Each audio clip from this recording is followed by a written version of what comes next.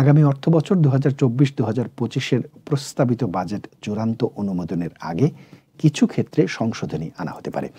বৃহস্পতিবার কৃষি অর্থনীতিবিদ সমিতির সেমিনারে এমন ইঙ্গিত দিয়েছেন অর্থমন্ত্রী আবুল হাসান মাহমুদ আলী। তিনি জানিয়েছেন, বাজেট নিয়ে কিছু পর্যবেক্ষণ রয়েছে, সেগুলো পর্যালোচনা করা হবে। এবারের বাজেট জনবান্ধব হয়েছে বলেও দাবি করেন তিনি। অর্থমন্ত্রী বলেন, বাংলাদেশের অর্থনীতিতে কৃষির অবদান অপরিসীম। খাদ্য নিরাপত্তা জোরদারে ভূমিকা রাখছেন কৃষক, তাই সরকার এই খাতকে সর্বোচ্চ গুরুত্ব দিয়েছে।